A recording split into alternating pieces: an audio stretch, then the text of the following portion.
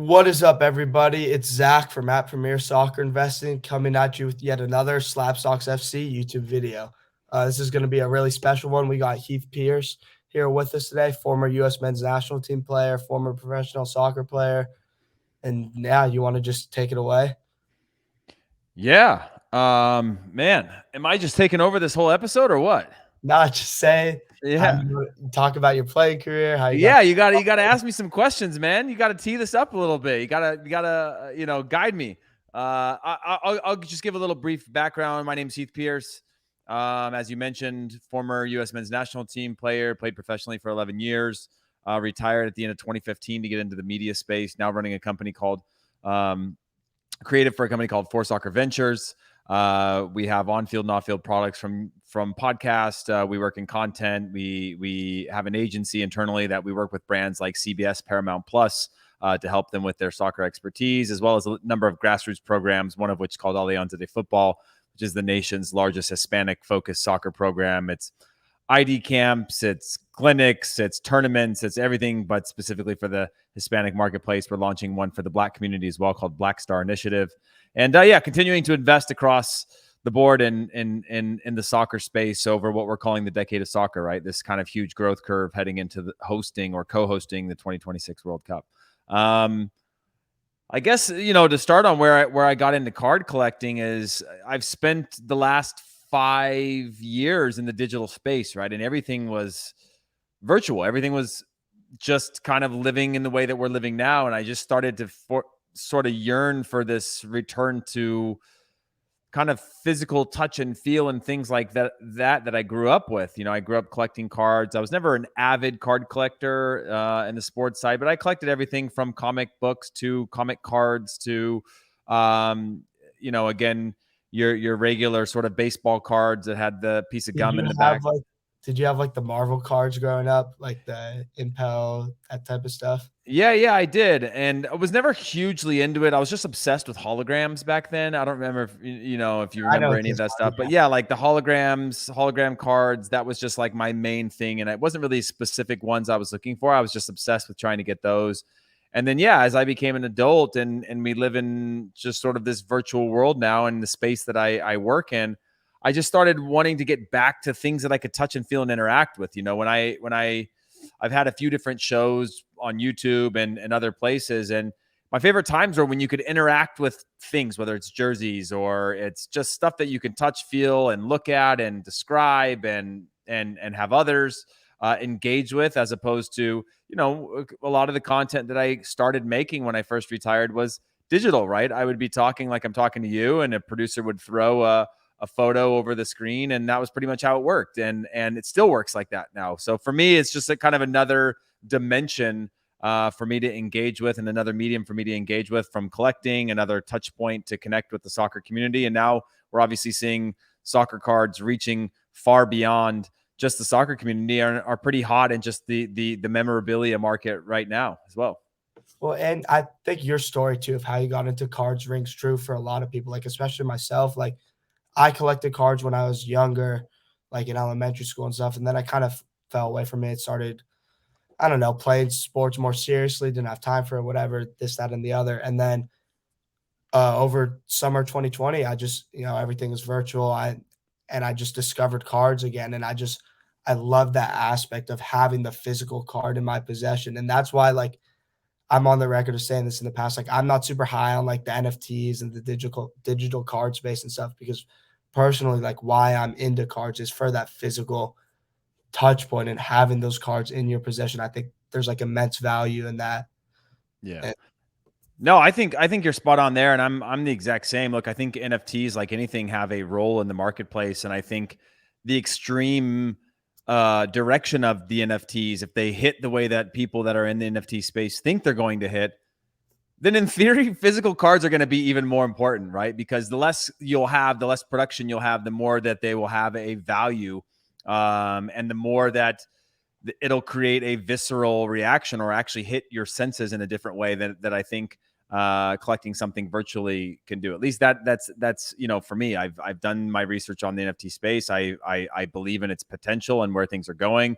There's obviously like a number of different brands out there creating sort of NFT or virtual versions of card collecting. Yeah. And for me, I'm just kind of in this touch and feel space that, it's a lot more intimate to me. It's a lot more of a connection. And, whether that's something that's going to change or shift for me in the future, I don't know. But for now, I'm just really enjoying the surprise aspect of feeling in control of something, right? This process of a supply chain that for me to rip a pack, it's had to go through this process, right? Of where it started to production, from photography to artwork to then being packaged and then in my hands with this mysterious type of thing where if I was ripping packs on the internet in a virtual setting, I don't think I would have that same sort of intimate connection with it where it's just you and these cards and there's this sort of honor and beauty in the process of which they've gotten to you. And I think, I connect with that on another level because there's somebody that's producing these cards. There's somebody that's working in a factory. There's somebody that's taking the photography. There's this whole process that leads to this moment. And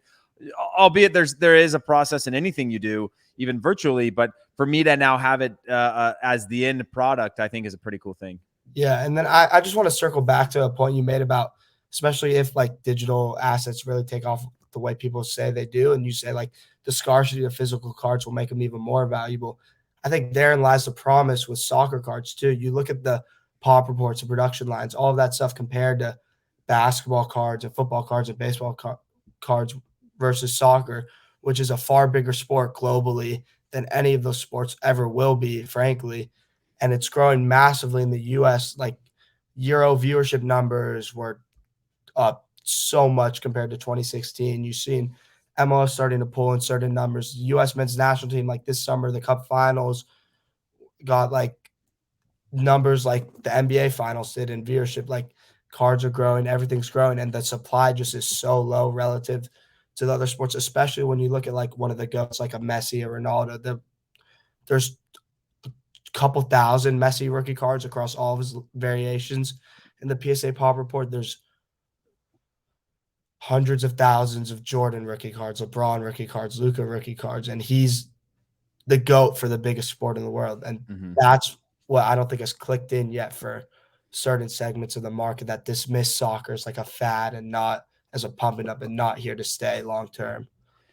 Yeah, I think the clever collectors now have started to not haven't started to. They've been silent. The best ones have been silent about that because they know it's the hottest marketplace, right? You could just sit in the background and have everybody fighting over a baseball or a basketball card, and then you can go out hunting. And what feels like overpaying at the time has so much upside just because one, there's a scarcity issue, but two, there's a lack of awareness globally in the value of these types of cards. I remember when I was playing, I would have to sign a certain amount of cards depending on what rights deals that we had in certain leagues with Bundesliga at the time or Major League Soccer at the time that I was playing in, and you'd be signing. And I remember we used to have to sign like X amount per week or per month, or you got fined when I was in Germany. And those were more player collectible cards that they sold in like the fan shops and things like that.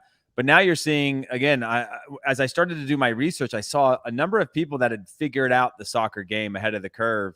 And I still think we're ahead of the curve on the soccer side of things. And so there's still a lot of value out there. And, I guess my question for you is, having been sort of deeper in the space over the last year, what's something that, for people that are like me, just getting into it, what's the best way in, right? They talk about sneaker collecting and other sort of, scarcity driven sort of industries, about kind of the barrier of entry, how to get in, what your mindset should be to get in. I mean, is this a place that people should be looking to, be ripping packs to get rich, or is this a passion? Should it start as a passion point? I mean, because there are all these things that people say, if you're getting into it for the wrong reasons, it ends up bad no matter what. So just want to get your thoughts on that. Well, I think like you can getting into it both for the financial and passion aspect is really the sweet spot, because your decisions will be guided not just based on heart, but with intellectual thinking too. And that should lead to the most value, like going forwards. But like the key thing is, I mean, obviously you're in this space, you like, but just watching games. And then just once you need to learn the sport before you can learn the cards. And if you have that, it eliminates half the battle. Like that's how it was for me. I knew basically nothing about cards when I got into it. I'm a lifetime soccer fanatic.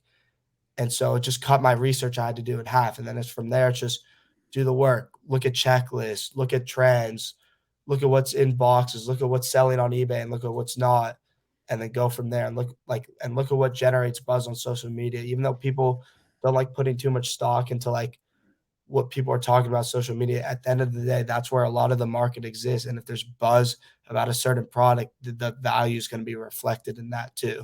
Yeah. So I guess for the journey of a card, right? I would love to know just about your thoughts on trends, right? Because I work in this, right? I work in television. I do podcasts. I do TV work. I do broadcast work. I do all these things. So I'm constantly following the news cycle. And you look at things where a player like Timo Werner, who has a card increase happening during a time where he's not playing at his best, or you have others that, you know, you're seeing these spiking moments. Take a Ricardo Pepi right now for the U.S. men's national team.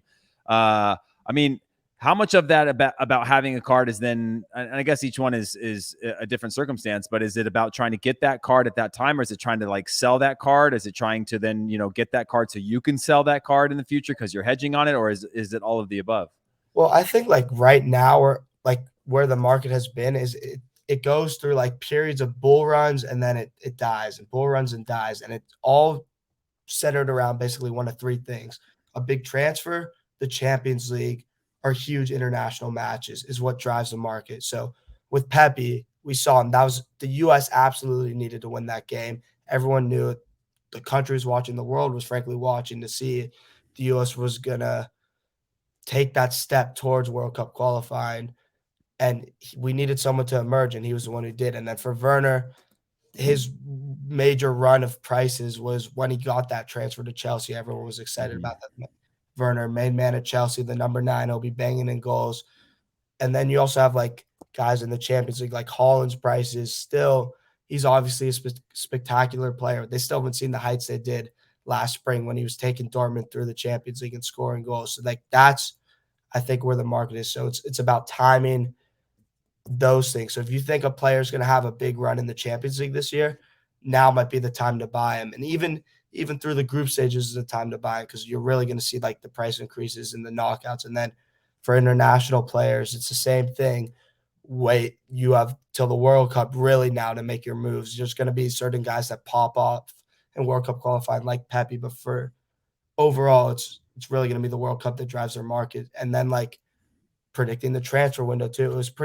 It's normally pretty obvious if you're doing your research who's on the move in a given window and who isn't. And so you can, if you buy 3-4 months ahead of that, you normally will end up on top too. Right. Yeah, that makes sense. That makes sense. So, would you be looking if a random person was like, "Hey, well, what should I do? Should I be buying a box? Should I be just trying to buy exact cards? I mean, where would I, as an entry point, try to get into the space?" So, say, I think Ricardo Pepi is probably a good example as a low barrier of entry for somebody into the sport that is like, okay, you saw this big moment happen. And by the way, I do want to say that I had You're made a super comment high about, on him. yeah, I had made a comment about him that caused some commotion on the internet. And fortunately, he delivered at least for one game for the national team in the second half. But a player like him, and maybe the upside isn't there because it's a little bit too early to know. But say I'm wanting to get his card. Is it better to just be buying? Because I saw somebody somewhere, something somewhere where he had there was a sale of his card for 4,000 that happened in the last couple of days. Yes. So Yeah. his orange autos in the MLS box, those are out of 25. Yeah, they've hit. I think two have sold for around $4,000 in the past like 24 hours or so. With him, like right now is not the optimum time to, you don't want to buy a player on on like the peak of his hype. It's, Yeah. if you believe in him long term, which I think he's given a lot of reason for people to do so far in his career, then I would say to wait a couple more months, not even like even past this next international window, and wait till there's a longer break between international windows, because he is playing in the MLS and the buzz isn't there for big MLS performances. Even if he's scoring goals week in and week out for FC Dallas, that's not Yeah. really going to drive his market until he gets either a move to Europe or more games with the US. So I would wait on him.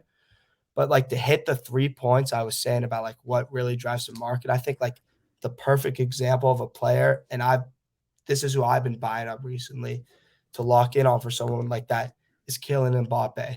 He has a very likely impending transfer to Madrid next summer. It'll be on a free, but it doesn't matter. That's arguably the biggest club in the world, and he'd become the face of it. He has a great shot to win the Champions League with PSG. That squad is ridiculous. And even though he's sharing the spotlight with Messi and Neymar, he'll still score goals if they're winning games, and they probably will. And then he plays for France, and even though they had their drama this summer, he didn't play great for them. They still have to be, again, one of the favorites in the next World Cup. So it's trying to find guys, I think, that hit either 2 or 3 of those 3 aspects are the best way to go for like buying for financial reasons. And when you buy on financial reasons like that, what is the, I told you that I was sitting on all these boxes the other day. I finally moved into a new house a couple months ago and was just sitting on these boxes. And I was just like, you know what? I need to just open these. And it's like therapy, just one at a time, enjoying it. And I pulled some, what I think are great cards. And I don't know if that's actually true or not.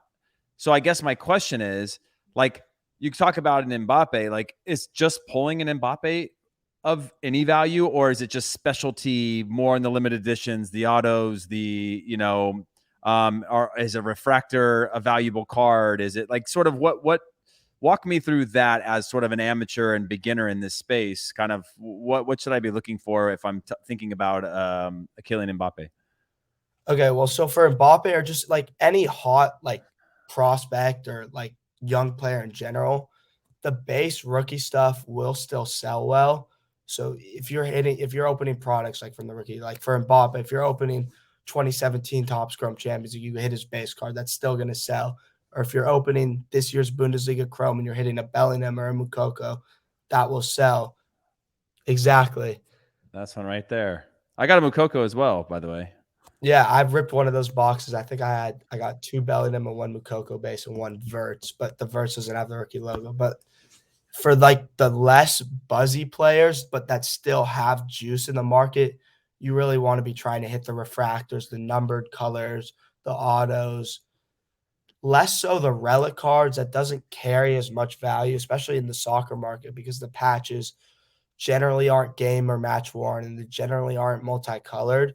So you're really looking for autos and, again, refractors and color from those rookie year products. And then if it's a non-rookie year product, you really want to be hitting a low numbered auto or refractor. It's really not going to carry too much value. Yeah, that's fair. Yeah, these I opened this tier 1. I think it was Bundesliga tier 1. Yeah. And I got all these random things in it, and I don't know what they're meant to be. I don't know if you can see any of that. Yeah, like the little like relic patch. Yeah, it's got like little patches in it. They're all numbered, which is cool, but like, this is a 1 of 1. But like at the same time, I'm like, what's the value in any of this? Or is this just like kind of a nice to have? Or oh, that's another question I have for you, right? Is I hear a lot of people that do some of these box breaks and live breaks and things like that, talking about how you can actually tap into, for a number of these cards. I probably got 1,000 cards I'm sitting on from the last couple of days that I just opened, that there's like communities where I just randomly, for all the Bundesliga, I did a Bundesliga Chrome, I did this tier 1 Bundesliga, and it's like a lot of Eintracht Frankfurt stuff. What does somebody do when they end up with a whole bunch of stuff that is not of value to me, but there's like numbered, there's auto, there's all kinds of stuff from a single team? Is there communities out there that you can be kind of linking up with? Is it, how do you move cards like that? I mean, I'm not personally active in that stuff, but I know there's like different Facebook groups and Twitter, like little communities and that type of stuff too. Or like another like good way to sell those would be to like package all your Frankfurt cards as a lot and try to sell that on eBay and like, give a description for what's in it and that sort of thing. But I also just want to circle back. You were talking about like the Mbappe and what you're looking for and stuff like that. Like when you're investing in like a guy like Mbappe, it's still like there's a reason certain rookie type versions of his cards carry more value than others. Like the 2017 Topps Chrome Champions League card is a higher value card than his 2018 Prism. And it's not just because of the year. It's because it's a better looking card. So you want to find like the stuff with the more collectible aspects to it too, like the design and all that type of stuff also, and the photography in it too. Because like the 2017 Top Scrum Mbappe is obviously a photo of him playing in the game, but his Prism card is just like it's chest up. It could be from any photo shoot. It doesn't have that like game feel to it. Right. It affects the Right. value in a negative way. Yeah. That makes sense. That makes sense. And is there a value fluctuation on, you know, Mbappe leaves, therefore there's no more PSG cards? Is there a scarcity value to that, or is it just more based on like market value and market trends that he's going through, and now Real Madrid would be going through, or is there a value on like, hey, there's no more cards being produced? So a standard Chrome Mbappe that I got, like let's take this one right here that I just found. Tell me if you can see that. Yeah. It's just a standard whatever. Is there an increase in value of that when he? Oh, I guess that's a refractor. But when he leaves, or is it just general? Is it based on other factors that you'd mentioned? I mean, it can be seen a little bit in like the basketball card market, like certain LeBron Prism cards, like throughout his years of playing, have more value than others. Like his 2019 Prism is his first Laker Prism card, so that carries more value. But it like that type of trend really hasn't been seen yet as much in the soccer market. Now, does it get there as it grows and matures? Possibly. I would think if it were to see it, wouldn't be like, oh, it's his random third year with PSG, that card's gonna have value. But I could see like, should he move to Madrid, his cards from that first year in Madrid could carry a little bit of a premium over his cards from 2 years ago with PSG or his cards from 2 years later with Madrid too. So like there's like some sort of like underlying significance possibly, but it hasn't really played out too much yet in the Yeah, soccer market. that's fair. All right. What else? What else is there? Well, I just want to get your thoughts. You're a former US men's national team player. This was obviously a dramatic international window. We had injuries, the whole McKennie breaking protocol, getting sent home situation. The results weren't great. There were questions of the tactics, the mentality, all of that. Just what were your thoughts on this international window for the US? Yeah, I think, I've gone through qualifying cycles before, and I feel there was a false sense of confidence in this team coming out of the Nations League and the Gold Cup, right? I think winning a Gold Cup is really hard. To beat Mexico twice in the summer is very, very hard. And to do it with two completely different groups, I think only furthers the kind of subconscious bias towards being better than we think we are. It's a weird time for the national team because we have, I think, 10, 12 players playing in Champions League clubs this year. We now have our first Champions League winner who's played in the Champions League final with Pulisic, Weston McKennie playing most games at Juventus. You just have a different generation of players. And so we're kind of caught between two things, which is, one, how much talent we've had, which we've never had before. And then two, how you play with the national team, both home and away. Playing at home, I thought the U.S. played really poorly against Canada. And that's the game that I really had pressure on them. I don't know if we'll ever go to El Salvador or to Honduras or to Panama or to Jamaica, for that matter, and play anybody off of the pitch. I think those are always going to be dogfights. And I think our team forgot what it took to win the Nations League when they went down to El Salvador, right? You see El Salvador on paper. I don't think they were arrogant against El Salvador as a team. I just think you don't know what CONCACAF's like till you get there. And you can play in a Nations League final in Denver, Colorado, and you feel like you're in Mexico City because it's 90% Mexican fans and it's loud and it's hostile and you're getting hit with bottles. And it's just got all of those CONCACAF type things that go into it. But you're not dealing with the travel. You're not in the terrible hotels. You're not playing on these awful pitches. You're not dealing with, I'm sure, like when they were in El Salvador, that there was fans launching fireworks outside the hotel all night so they couldn't sleep. Stuff like that seems to always happen in CONCACAF too, right? Yeah, it's and even if you took all those factors you just said out of it, as soon as you step on the field and you hear the horns and the fans, and you can feel the earth below you shaking because these fans are going so crazy. And you can see them, they've got a moat basically and 15-foot fences between you and the fans and all these things that, and you're wondering why the security need AK-47s and they're standing around the field with canine dogs and all this stuff. You go, what's all this stuff for? Right. And then in the first 10 minutes against El Salvador, the U.S. came out hard. And I was like, okay, this actually could be the generation that dominates these games. And then eventually 15 minutes in, and they had a decent looking chance in the first 10 minutes. And then eventually El Salvador settled in. And then there is something that you cannot describe when you are one of these Central American countries playing against the U.S., a country of extreme privilege, a country of extreme, just a world different than what you come from. You dig in and tap into something very different. Eric Zavaleta is a friend of mine. He played for El Salvador. He grew up in the U.S. He's got I think his mom is El Salvadorian. He's actually Greg Vanney's nephew, who's the coach for the LA Galaxy. Yeah. And he went and played with them. Christian Roldan, they both grew up in Los Angeles or near Los Angeles. Alex Roldan goes down to play for El Salvador. And both of them were two of the better players on that day. Those guys wouldn't be in the 100-player pool for the U.S. men's national team. But on that day, I would have put them into our U.S. national team pool immediately in the way that they played. So there's just some things that happen when you go to these CONCACAF nations that brings out the best in those countries, the pride of the crest, what it means to play in front of these fans, the atmosphere, the energy.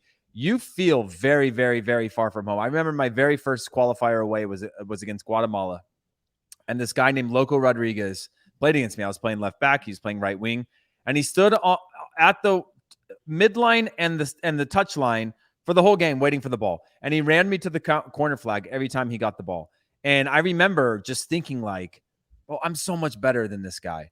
But this guy is literally running me to the corner flag. Every single time he gets the ball, he's running me to the corner flag. And I remember going home after the game. I think we ended up drawing or winning 1-0. But I remember as soon as the game was over, we like ran into the locker room and where you could feel safe again because it was like just this hostile environment. It was a qualifier. There was a lot going on. And I remember surviving it going like, okay, now I understand. Because again, I'm doing the same thing. I have a podcast with Mark McKenzie. I told Mark, you don't know anything about CONCACAF till you experience it. So he goes and experiences CONCACAF in the Nations League final, plays in that one.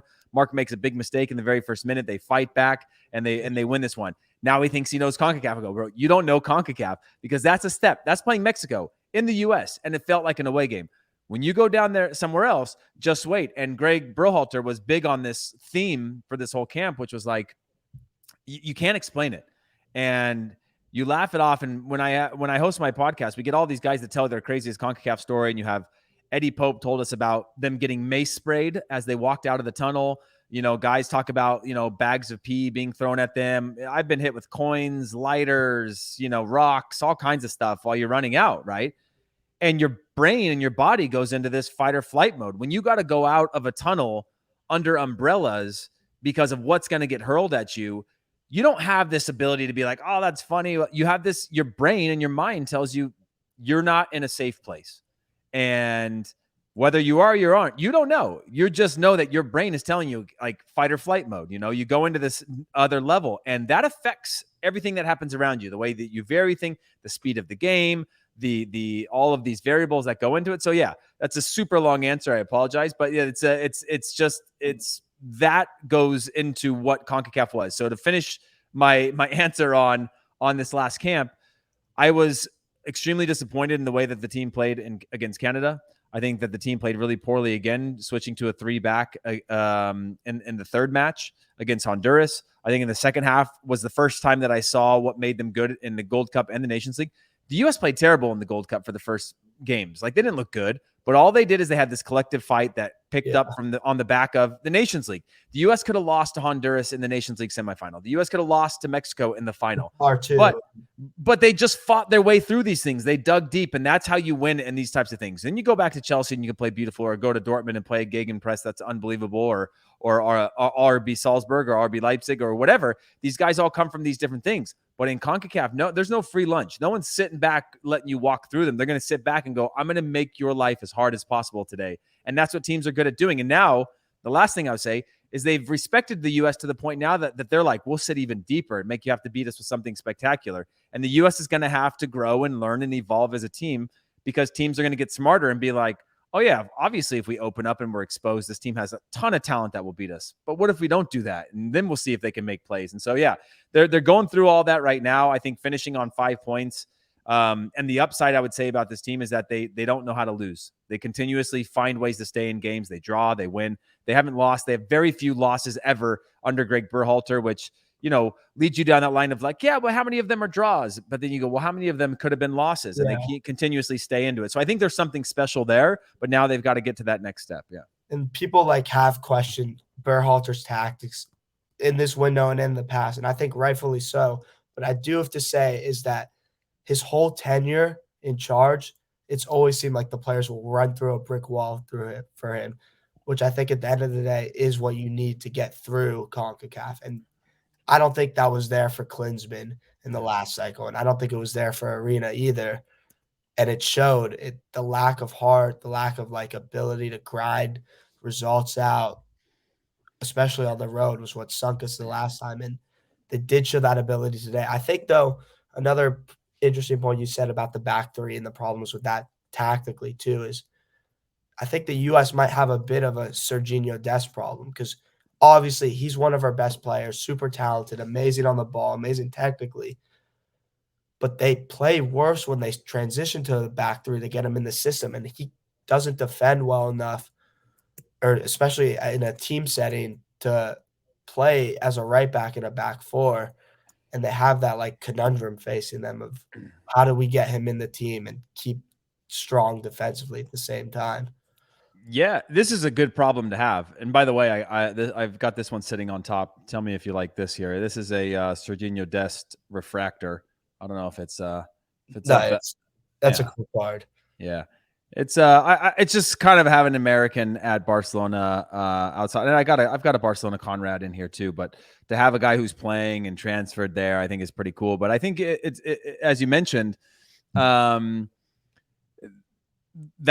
a good problem for Greg to have now, right? Which is is Serginho Dest the guy that you unlock at home? I mean, certainly, I would certainly think so, because you can play in a more attacking scenario. You should be able to dominate the run of play, the flow of play. But you start to look at it, and now we're going to run into the next phase of our development as a country, is all these players developing in different systems. Is one, do they have a high enough IQ to adjust? Do they have a willingness to play a certain way that the team needs them to play, right? You give them parameters, and can they be creative within those parameters of their position? And I think Serginho Dest, and the same thing that we saw with John Anthony Brooks. This is literally one of the highest paid, most highly regarded players in the defenders in the Bundesliga. He's literally considered a top 3 Bundesliga center back. And he looked like one of the worst players we had. How is that possible? Yeah. They're a Champions League club. They literally sit at the top. They compete with everyone. He's one of the highest paid defenders in the league. And then he comes into CONCACAF and he looks all over the place. Well, is it a system issue? Are we not playing the right things? And then you take him out. You have Mark McKenzie in there. You have the Robinsons, and you're just like, yo, these guys are willing to scrap, fight. Like, as soon as Mark McKenzie sort of felt like it was his back line, his game changed. He was literally like a closeout one-on-one defender, won all of his battles for the rest of the game. But when John Anthony Brooks was on, Mark looked uncomfortable. John Anthony Brooks didn't look all that great. And so it's all of these kinds of guys where you're like, man, well, how do they fit into the national team? Like, how do you tell a guy like Serginho Dest, or tell the fans like, hey, Serginho Dest, who starts every game for Barcelona, doesn't start on our national team? How is that possible, right? And unfortunately, that's because of the fact that when Serginho is on, you want him on all the time. But you also don't want him doing the same thing as Christian Pulisic is going to do. So if you're going to put 2 right-footed players on the left-hand side, how are you creating width? How are you creating those advantages? And so when they're both on the same side, I think that doesn't work as well. And then Serginho Dest has to be an 8, 9, or a 10 every single time, in terms of out of a 10 scale of his performances. If he's going to be an 8, 9, or 10 for the U.S. men's national team every single time, then you leave him on the field no matter who you're playing against. But if you're going to get a 9 and a 10 and then a 6 and then a 7 and then a 9 and then a 4, and you can't trust on that in CONCACAF in these games that matter, because he's so good going forward, but he's such a liability defensively and tactically that you can't have a fullback be a person that the whole team is going to shift around. And performances has been spotty, right? We saw him from the very first games with the national team where he was really shaky defensively, to then you see him on the ball in times and you're like, man, this guy glides past people. And so it's kind of the give or take of who are the best players to get us results in CONCACAF versus who are the best players that the U.S. has. Obviously, it's the most talented group we've ever had, but when it comes down to qualifying in CONCACAF, sometimes, and I think Greg's going to face that throughout this qualifying process, or who are the guys that are going to roll up their sleeves, scrap, and fight for points on the road. And then if you need to reward them with home games, great, because I think we're good enough to beat all these teams at home moving forward. It's just, it needs to start with that. Take all the quality that we have and then start with that mentality that got us those wins this summer and add that to that quality. And I think that's where we're kind of stuck between, which is like playing beautifully with this quality or just working really hard. One last thing, like, did you ever deal with like something like with the McKennie situation? Did it ever happen in one of the camps you were in where a player had to get sent home because of, I mean, obviously you didn't have COVID protocols, but there's still like the team rules, curfews, all that kind of stuff going on. Like, yeah. I mean, I experienced that on every team that I had of players breaking rules. It's hard as an adult to be told what you can and can't do, right? It's hard when you're a young adult to be told what you can and can't do. This is a guy that went from playing at Schalke for a team that was sort of near the bottom. And when he got there, they were better, but on this sort of downward trajectory, and he became this bigger player. And then now all of a sudden you're at one of the biggest clubs in the world. And now all of a sudden you're making crazy amounts of money. And now all of a sudden you're the super global star.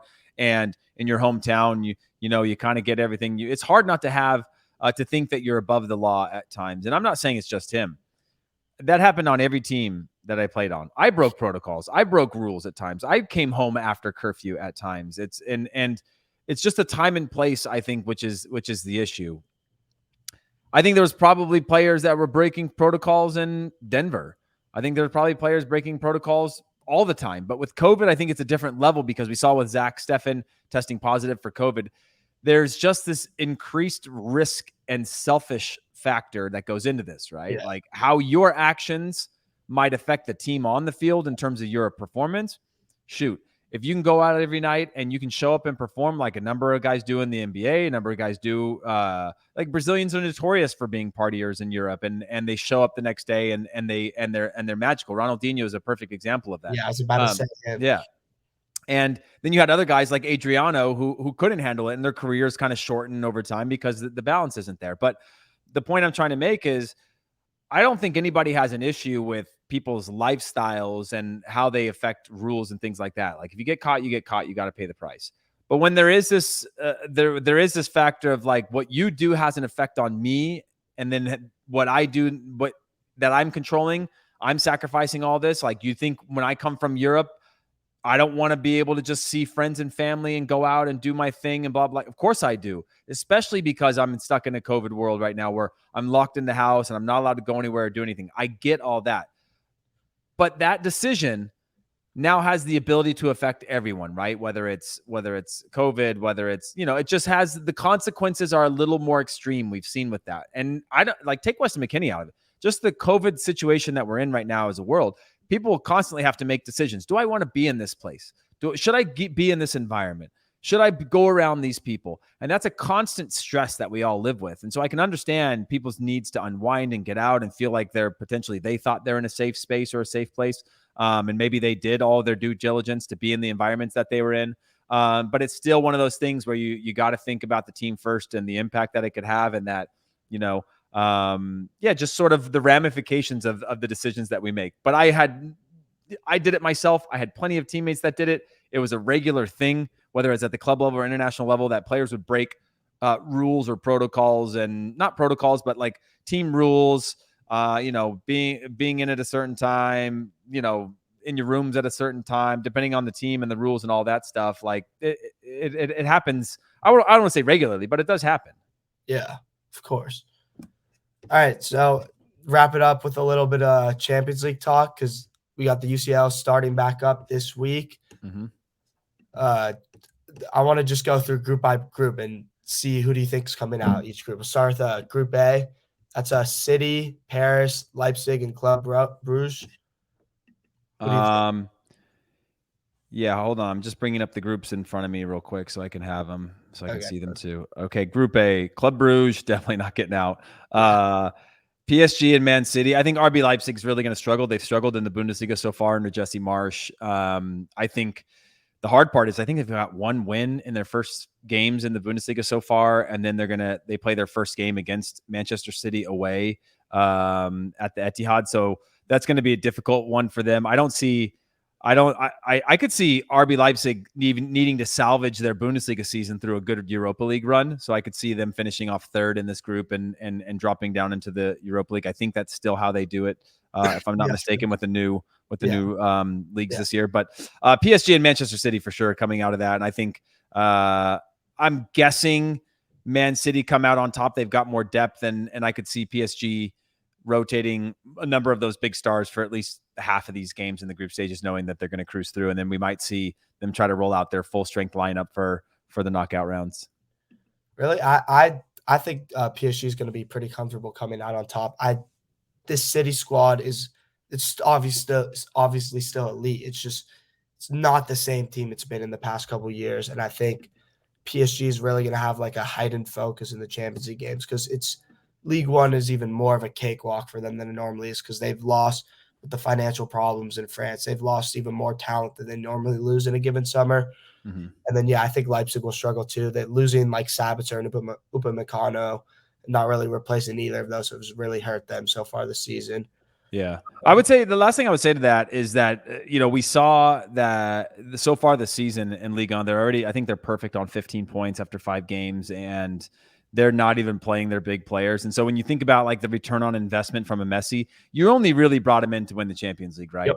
And so you're trying to manage minutes. And the reason you have this depth now, or at least some depth, is so that you can, like, Neymar and Messi didn't feature in the first games. And Neymar was actually healthy, but they're just like, they're going to treat these guys differently. So I think they'll be used sparingly, which could lead to, if you saw, they're vulnerable at times out of the back. Again, not their full strength lineup, but in terms of depth, I think there is an opportunity to get some points off of them if they're going to rotate these guys. Because you think about Neymar, he's always injured. When he's injured, Mbappe tends to play his best because he becomes the star of the team. I see the same thing for Messi. He's up there in age, and you're like, just manage his minutes, only use him when we have to, and keep him in form. And so that's my only reason for dropping them to 2. Whereas Man City play the same system, and they're deeper in terms of, like, they're not playing. There's not one big star that's got to win. I mean, Kevin De Bruyne maybe, but like they've got a number of players in ways that they could break you down death by possession. That's true. That's true. Group B: Atletico, Liverpool, Porto, and Milan. This is another really, really strong group here. Man, it's tough to bet against Milan right now. They're top of the table with Roma right now in Serie A, but Liverpool, I think, are going to be similar to last year. Liverpool, similar to last year with Manchester City. If you remember Manchester City in the Premier League last year, no one was really talking about him because it was Liverpool's year, right? They were talking about this dynasty that Liverpool were going to have. And so they flew under the radar until about January, and they were just picking up results. And then they hit their run of form. They started a little bit poorly, but then they hit this run of form that no one could catch them. I think the same thing's going to happen for Liverpool this year, where because you have this reemergence of Ronaldo at United, you've now got Lukaku at Chelsea, you've got Manchester City, who are obviously the champions, that it's going to allow a Liverpool to kind of drift under the radar and I think put up a title run. That's going to make them a really good team. That's going to take a little bit of that pressure and maybe even give them a chip on their shoulder for not being widely regarded as the favorite within the league. If you saw them play this last week, and they were absolutely incredible and could have scored 9-10 goals. They didn't, but Mo Salah's scoring, Sadio Mane scoring, and they've just got a number of different threats and a fully fit team with Virgil van Dijk back that I think they finished top. Who are the other teams in there? Atletico, Porto, and Milan. Oh man. Yeah, that's another tough one. I think Atletico yeah has to go through. I think they've putting Griezmann back in that. I think he's going to go back to the Griezmann of old that we've seen in the past. I really like the signing of Mateus Cunha for them too to replace Saul, and I just think Simeone in the Champions League, he knows how to get the job done. Yeah, I agree. And The only thing that I'm hoping for this year with them is João Felix to really emerge. I think Simeone did a great job over the last couple of years of working him in to build his confidence, but it never looked like he rounded that corner in terms of the quality of the player that we're expecting of João Felix. So I'd like to see him have a big year in the Champions League as well. Yeah, that would be people in the card market would be very happy about that. A lot of people are holding João Felix right now and waiting for him to fulfill his potential. Moving on to Group C, they have Sporting, Dortmund, Ajax, and Besiktas. I think that's a pretty open and shut group with Dortmund at the top, and then Ajax will probably be that second team. Yeah, the thing about Ajax is that they run with so many young players that are high performers that, I would love to see them perform consistently in the group. I think you said it's Benfica, right? Is the other? No, Sporting. Sporting. Okay, Sporting. Yeah, I could see Ajax winning that. Sporting have a chance. They're always kind of a dark horse in these European competitions. Yeah. A lot of history there. And then Besiktas, same thing. Like some of those, they can. I don't think they're going to finish second, but they're a team that when you're traveling away to Istanbul, there's going to be some opportunities to give up some points. Yeah, crazy there. But yeah, I think you're right with the. I'm going to go with the same 1 and 2 there.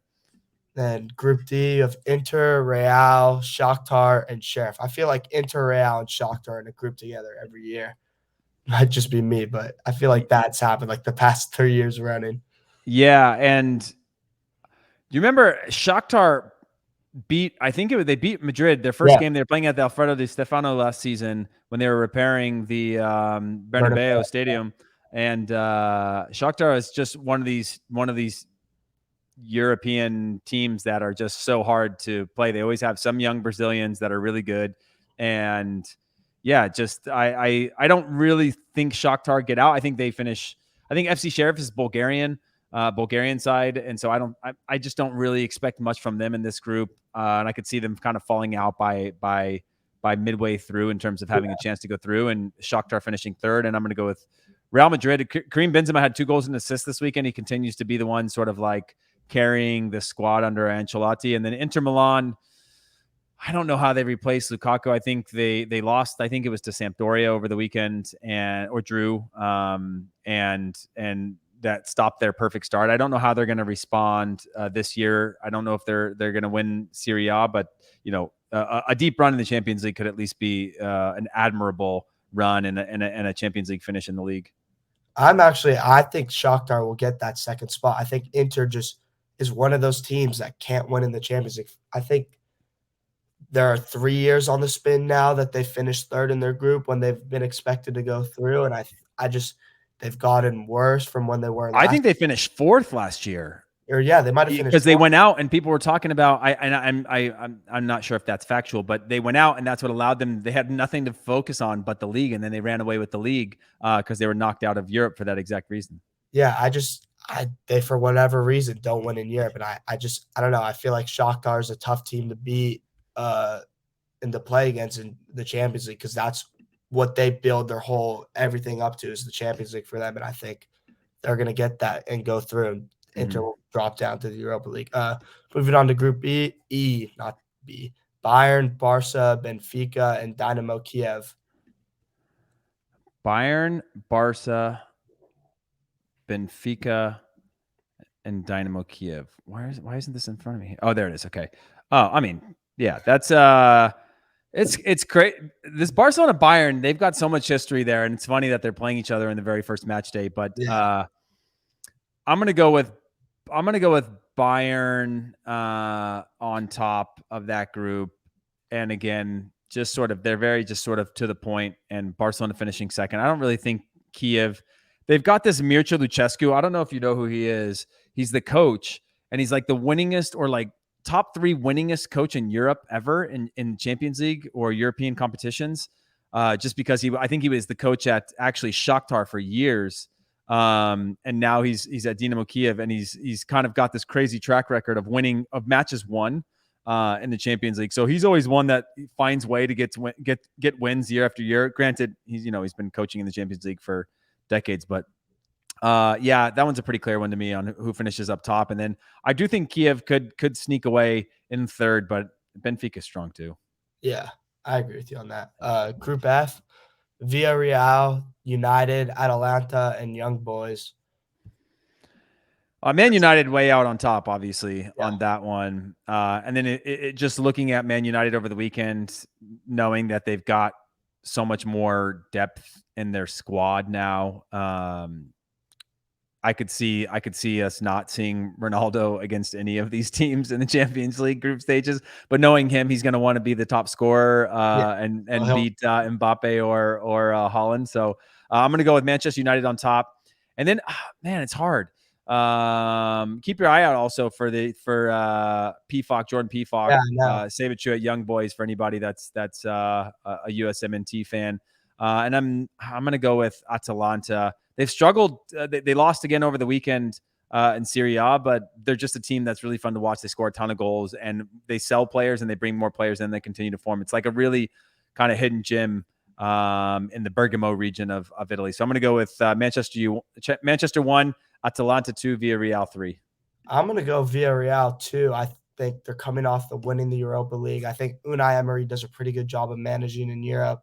And I think they were able to keep that squad basically all together again to run it back again this season. So I like them to come out of that group and make it to the knockout rounds. I don't know, man. Unai Emery's the king of the Europa League, though. You know, like he loves his teams in the Europa League. He's got to get them there, and then he goes on runs. But yeah, that's a solid shout though for sure. Then Group G, you have Lille, Sevilla, Salzburg, and Wolfsburg. This one's crazy because we've got 3 Americans in this group, and a Canadian, and so it's pretty wild. But this is what I'm talking about, man. We got John Anthony Brooks playing Wolfsburg for Wolfsburg in the Champions League, and looked like our worst player against Honduras in World Cup qualifying. Lille, I think they've got 1 point to start the season, or 2 points. They're way down by the bottom of Ligue 1, so I think the whole squad basically. What's that? They like sold off most of their team from last season. Their finances are awful. Yeah, and then Salzburg, I think on the back of Brendan Aronson's couple goals, got them into the group stages. They're a team that's really good in Europa League, but I think Champions League is one step too far for them. So I'm actually going with Sevilla at the top, Wolfsburg second, and then it's a scrap for third between Salzburg and Lille. But if Lille could see this as an opportunity to salvage their season by getting out of the group stages, getting some more finances in, because there's just a mechanism of every round. Obviously, they make quite a bit of money, both on TV and whatnot. So I could see Lille snagging that third spot. What about you? I think Salzburg will get it, but I agree with you. The 2 teams at the top. But I want Aronson to stay in Europe too for as long as possible. So I'm just going to be rooting for that also. And then last group, Group H, Chelsea, Juve, Zenit, and Malmo. Yeah, this one's straightforward for me too. I'm going Chelsea at top. I think Juve figure it out in this group stage. I think Zenit, anytime you have to go to that long of a travel, which is pretty standard U.S. travel, but is not very standard when you're playing in Europe or Western Europe. That kind of travel can hurt. Playing at Zenit, which I think is a turf pitch, is tough. Zenit are notoriously good in Europe anyway, so I think that they could sneak away or steal some points out of this group as well. But yeah, I think Chelsea, Juventus, Zenit, and then Malmo are just along for the ride. Yeah, I agree. I think this is a good place to end this episode. Definitely a marathon one for sure. Thank you so much for coming on. I think this is really going to be a good one that adds a lot of value for the people who watch. Yeah, no problem. You want to say where people can find you on social media, all that stuff? Yeah, you can find me at Heath Pearce on Twitter and on Instagram. And yeah, at For Soccer Ventures is not a thing, but our company's called For Soccer Ventures. You can look us up if you're interested in learning more about us. And then I need you to give me advice on one more card before we go. Okay. I'm trying to find it. I got this. Tell me if it's worth anything. I don't know where it went, but it's come on, where's it at? It's I got a Lewandowski auto from the 1920 UCL Chrome, and I don't know where it went, but yeah, you think that it's a sticker auto, right? What? It's a sticker auto. It's a sticker auto, yeah. Oh, by the way, that was the other thing I was going to ask you. You know, I know a bunch of these people. If I got the cards actually signed, does that hurt or help the value? that would definitely help the value if you can get it authenticated and stuff too. How do you like, you can send it somewhere to have it Yeah, authenticated? so PSA does auto authentication. I've never personally used the service, but I think what you would wanna do for that is you get, like, photo evidence of them signing the card and stuff, and I'm sure there's information on PSA's website, and they have a process where you submit it to them, and they'll slab it as auto authentic, and then they'll send the card back to you, obviously for a price. But All right. yeah, I think like Lewandowski's a big enough legend of the game that like he has a lot of collectability and value in that, and people will go after the autos even though they're sticker. So yeah, there's definitely some value there. Is it numbered or is it just one of the non-numbered autos? That's a very great question. I think it's I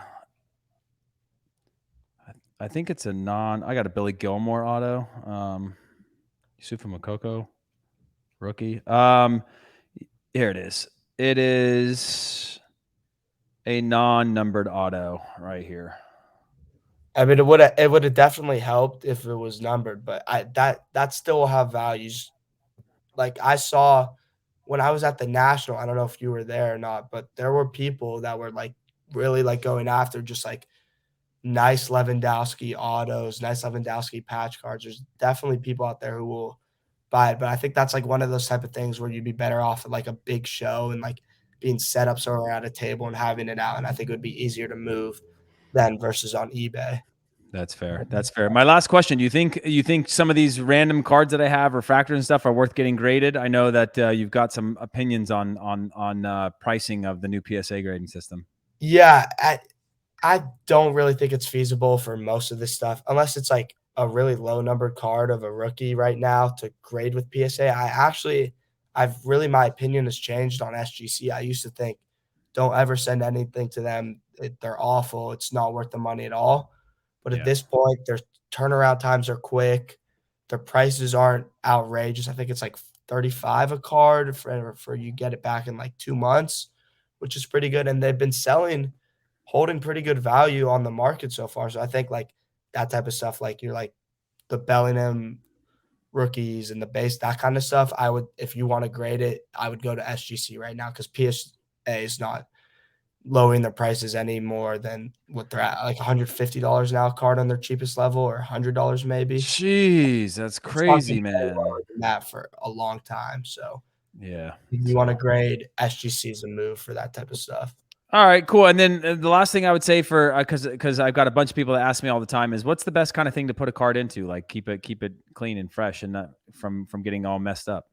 Penny sleeve and then either a top loader or card saver. But card savers hard to come by because there's just not that many of them made, and so many people want them. Top All right, loaders are easier to find, but yeah. cool. Sounds good. All right. Thank you so much for being on. Thank you, everybody, for watching. That's it for the show. Peace.